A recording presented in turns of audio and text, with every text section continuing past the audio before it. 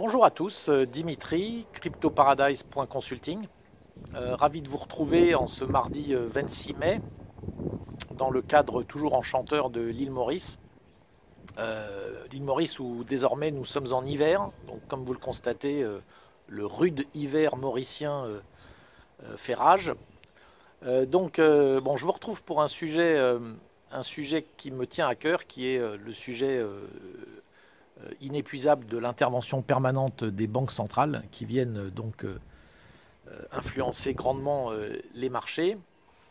Alors, le sujet qu'on va évoquer ce matin, c'est un sujet que j'ai déjà évoqué plusieurs fois, qui est celui de ce que font beaucoup d'entreprises depuis maintenant plusieurs années, depuis 2008 notamment, qui consiste à utiliser les facilités qu'offrent les banques centrales. Alors ça se fait énormément aux États-Unis, donc les facilités qu'offre la Fed, avec des taux d'intérêt ridiculement bas, qui permettent à des entreprises d'emprunter à taux zéro pour ensuite faire des rachats d'actions de leurs propres actions. Alors ce qui a pour cause directe, pour conséquence directe, de permettre de réduire le nombre d'actions de l'entreprise donnée, donc qui se livre à ce genre de manœuvre, de réduire le nombre d'actions disponibles au public et bien entendu, de facto, d'augmenter le revenu par action. Et donc de pouvoir se distribuer des dividendes plus importants et d'éventuels bonus aux dirigeants beaucoup plus importants. Alors, donc quand une entreprise rachète ses propres actions, eh bien, en fait, les actions disparaissent. Celles qui ont été rachetées se retrouvent annulées, c'est-à-dire ça réduit le nombre d'actions en circulation. Alors, une des choses à laquelle on a assisté, et encore une fois, ça vous montre comment, finalement, de faire intervenir sur un marché un acteur qui est en illimité et qui vient totalement manipuler le marché, c'est évidemment très très malsain. Puisque ce à quoi on a assisté dans les dernières années, c'est notamment au niveau des compagnies aériennes, elles se sont livrées aux États-Unis à énormément de ces rachats d'actions, ce qu'on appelle les share buybacks. Et ces rachats d'actions ont eu pour conséquence simplement de rajouter de la dette sur l'entreprise pour permettre aux actionnaires de s'enrichir, je dirais, encore plus. Alors la dette, elle a un coût nul grâce à l'intervention de la Fed. Alors évidemment, si vous empruntez pour rien et que grâce à cet emprunt, vous augmentez le revenu de vos actions, ben vous avez compris, c'est gagnant pour les actionnaires. Mais si en plus vous ajoutez à ça le fait que ce soit la Fed qui vous prête et qui rachète finalement vos obligations, alors là, vous êtes dans un système où c'est le contribuable de façon indirecte, puisque quand la Fed prête, ben évidemment, ça a des conséquences sur la dette future du pays qui devra être remboursée par l'impôt, quoi qu'il arrive. Donc le contribuable, de façon directe ou indirecte, finance finalement vos rachats d'actions et finance de façon directe ou indirecte l'enrichissement de vos actionnaires ou de vos dirigeants. Alors si vous rajoutez la troisième couche qui est le fait que tout cet argent a été dépensé, que pendant les périodes où il y avait de quoi distribuer, ben, on a tout distribué et que dès que le vent tourne, comme on l'a vu dans les derniers mois, bien sûr, avec la crise du coronavirus, les compagnies aériennes ne pouvant plus voler, dès que le vent tourne, c'est on appelle à l'aide, s'il vous plaît, État, Fed, sauvez-nous. Voilà, donc on a le nez au milieu des dysfonctionnements majeurs auxquels nous pouvons assister. Bon, c'est vrai que les réactions, finalement, le grand public, je pense, n'est pas tout à fait conscient de tout ça.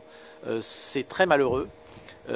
Mais ce qui est en train de se passer sous nos yeux est juste scandaleux, c'est proprement scandaleux. Alors là, vous avez un exemple, j'ai lu cet article ce week-end, parce que alors là, c'est le top du top. Vous avez une entreprise qui a très bien compris ça et qui, de façon très maligne, c'est toujours pareil, finalement la faute n'est pas, il ne faut pas pointer du doigt les entreprises qui profitent de ce genre de choses. Ce qu'il faut pointer du doigt, c'est que la Fed le fasse, c'est que les banques centrales se livrent à ce genre de procédé. Et c'est ça qui est scandaleux, c'est que ce soit possible de le faire. Alors, j'ai lu ce week-end qu'une société qui s'appelle Herbalife, alors je ne sais pas si vous connaissez Herbalife, Herbalife c'est une société qui existe depuis de nombreuses années très longtemps même, puisque j'ai moi-même eu l'occasion de les côtoyer il y a au moins une trentaine d'années, quand j'étais très jeune à Paris. Herbalife, si vous voulez, c'est une société qui propose des produits via tout leur business model ne repose pas sur ce qu'ils vendent, mais sur leur marketing de réseau. C'est-à-dire qu'ils ont ce système pyramidal, ou un peu façon Tupperware, ce que faisait Tupperware il y a plusieurs dizaines d'années, qui consiste simplement à avoir du multi-level, de la vente multi-réseau et multi-étage. C'est-à-dire que vous avez un système pyramidal, vous achetez les produits, vous achetez d'abord leurs produits, vous recrutez des revendeurs qui sont tous indépendants bien sûr, qui vont acheter des produits en passant par vous, donc vous touchez des commissions sur vos revendeurs.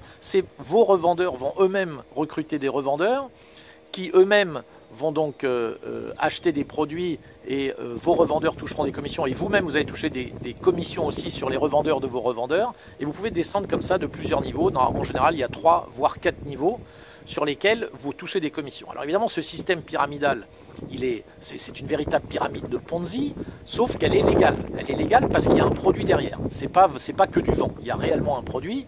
Donc après, si les gens veulent acheter le produit, bon, ben, rien ne les en empêche.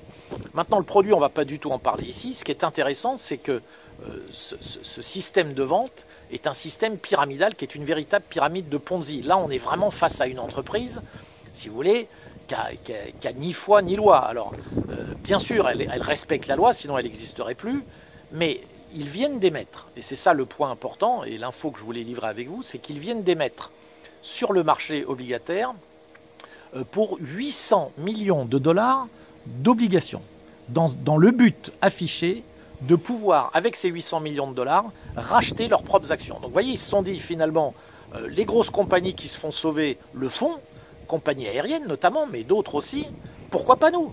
Et finalement, je vais pas blâmer le dirigeant d'Herbalife, qui se dit, ben, maintenant, je vais émettre 800 millions de dollars d'obligations. Alors dans un marché normal, ce serait compliqué de trouver preneur pour ce genre d'obligations pour une entreprise comme Herbalife, mais là, évidemment, par la magie de l'intervention de la Fed, il y a fort à parier que toutes ces obligations terminent sur le bilan de la Fed. Et qu'au final, vous vous retrouviez dans cette situation où le contribuable américain va, de façon indirecte, financer les rachats d'obligations, les rachats d'actions par Herbalife, de ses propres actions, pour enrichir les actionnaires d'Herbalife, qui est une entreprise, encore une fois, qui ne fait que du marketing de réseau, et si vous voulez, qui a un business model qui est vraiment tout, sauf une entreprise vitale pour la société américaine, si vous voulez. Donc voilà, on est, si vous voulez, ça va de plus en plus loin. Alors, chapeau aux dirigeants d'Herbalife qui réussit à refourguer ses bons à la Fed, d'une façon directe ou indirecte. Mais globalement, vous voyez combien nous avons face à nous une fraude généralisée de tout le système et qui n'est due qu'à une seule chose, c'est à l'intervention des banques centrales sur les marchés. C'est juste quelque chose de proprement scandaleux. Voilà, si vous aimez les vidéos, n'hésitez pas à vous abonner directement à ma chaîne YouTube ou bien sur le blog cryptoparadise.consulting. À bientôt.